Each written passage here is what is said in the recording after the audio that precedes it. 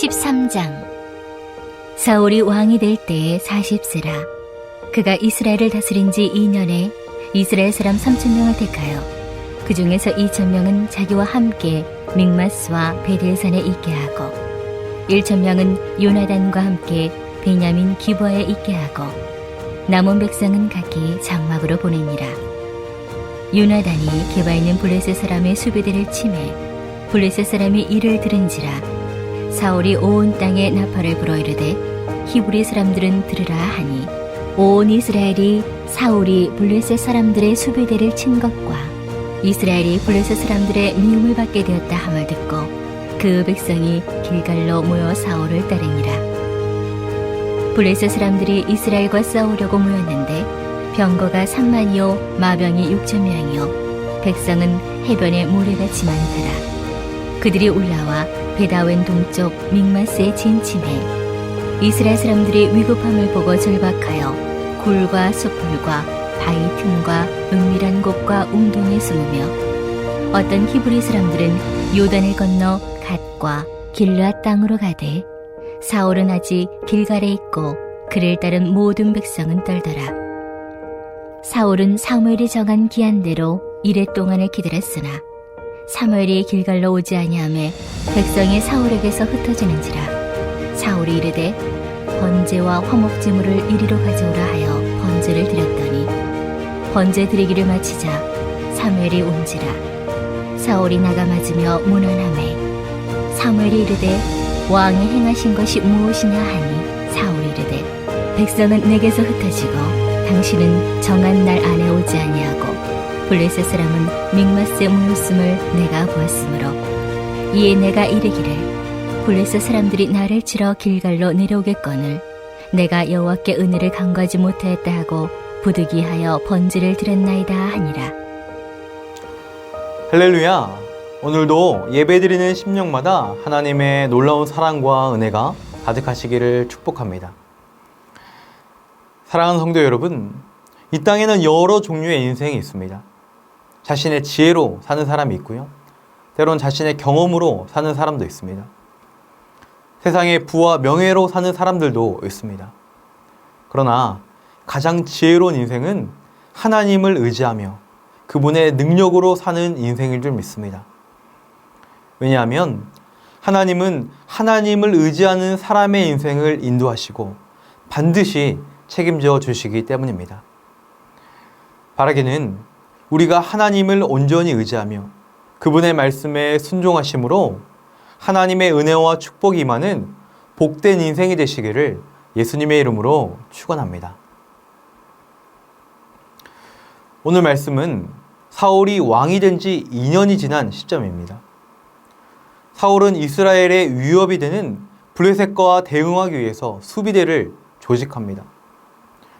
그러나 블레셋과 비교했을 때 수적인 열세가 너무나도 극심했습니다.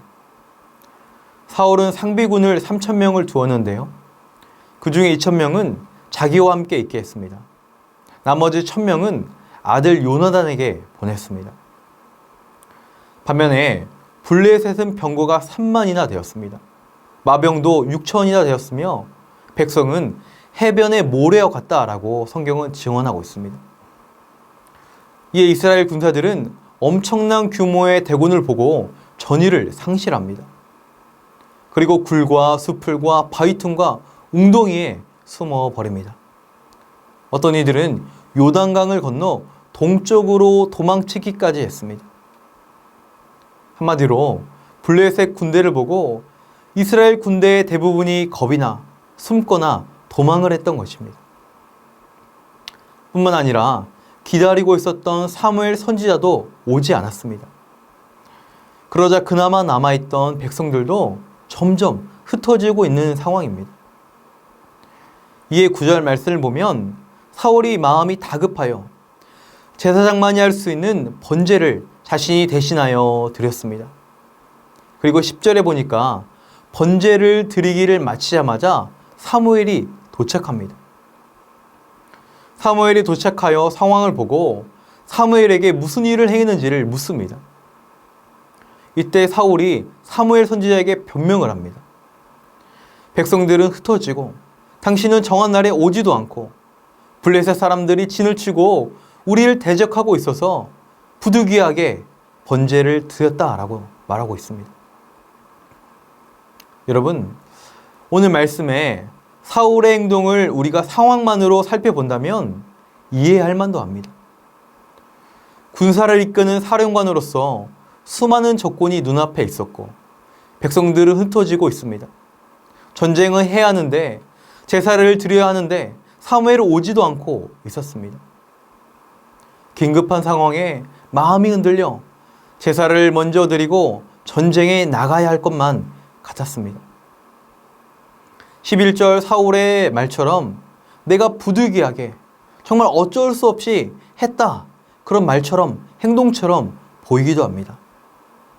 그러나 성경은 사울의 행동을 하나님 앞에서의 불순종, 옳지 않았다라고 말씀하고 있습니다.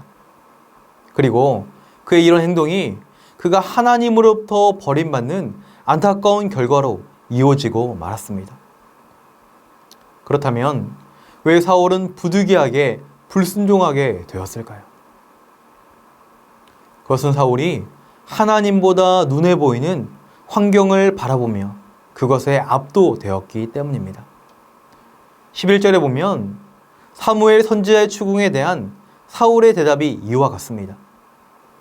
사울이 이르되 백성은 내게서 흩어지고 당신은 정한 날 오지 아니하고 블레셋 사람은 mik바스에 모였음을 내가 보았으므로.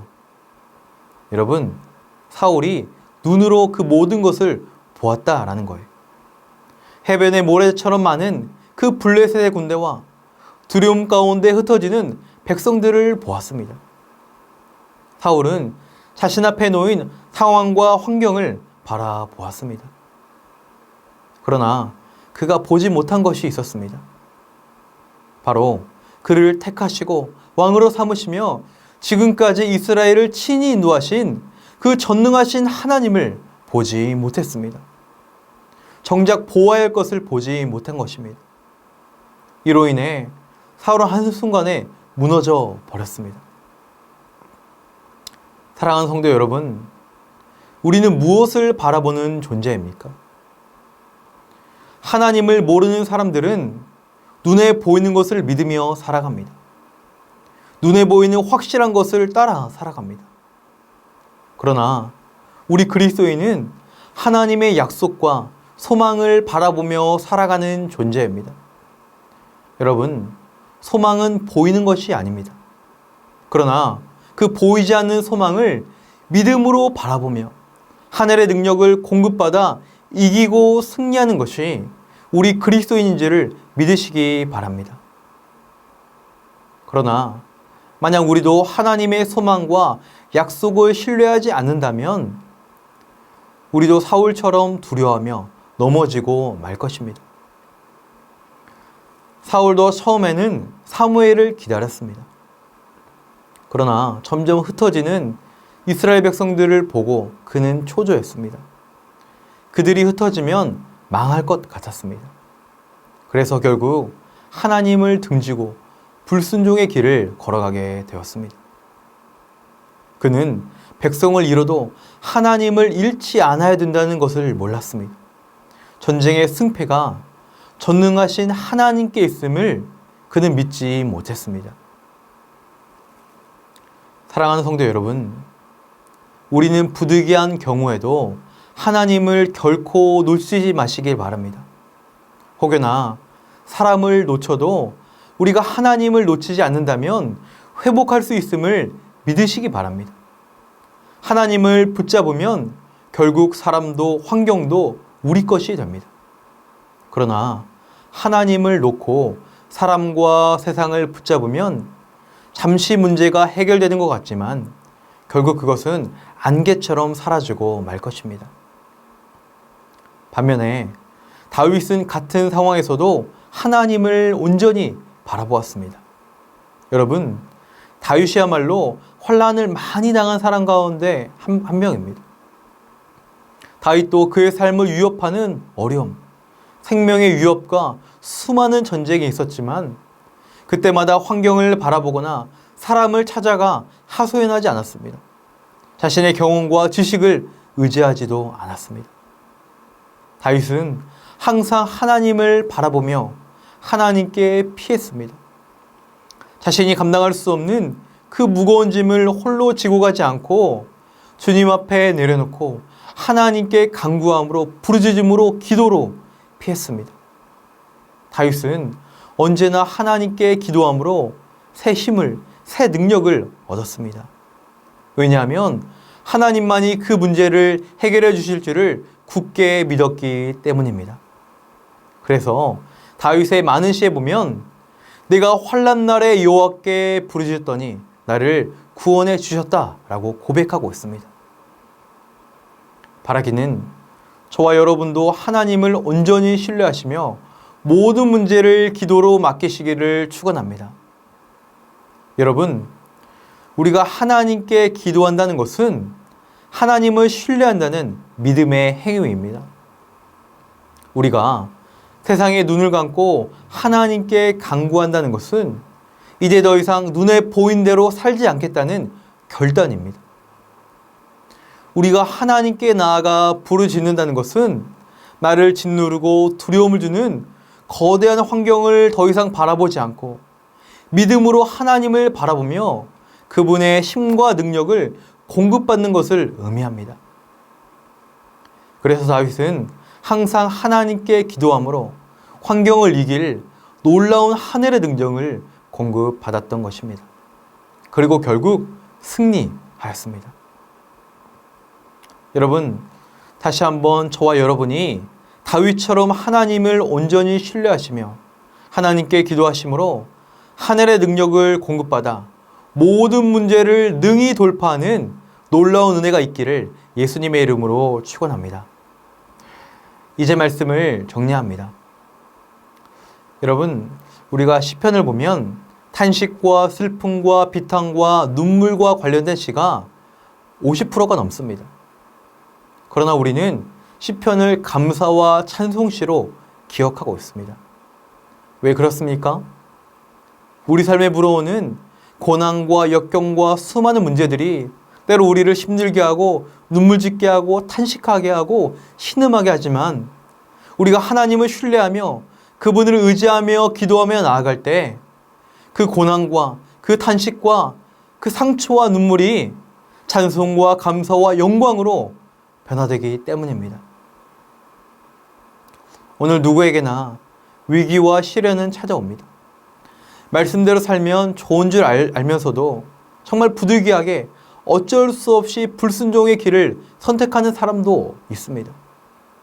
그러나 순종의 삶이 힘겨울지라도 우리가 주님을 신뢰하며 인내로써 하늘 소망을 품고 전능하신 하나님께 기도로 맡기시기를 바랍니다. 그럴 때 오늘도 살아계신 하나님께서 우리 마음을 새롭게 하시며 문제를 이길 힘과 능력과 지혜를 더하여 주실 것입니다.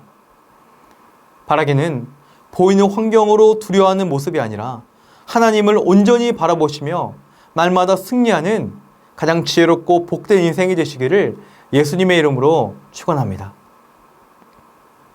이 시간 말씀을 기억하며 함께 기도하기 원합니다. 보이는 환경과 문제로 현실과 타협하지 않게 하시고 믿음으로 하나님을 바라보며 기도함으로 영적 승리를 경험하게 하옵소서.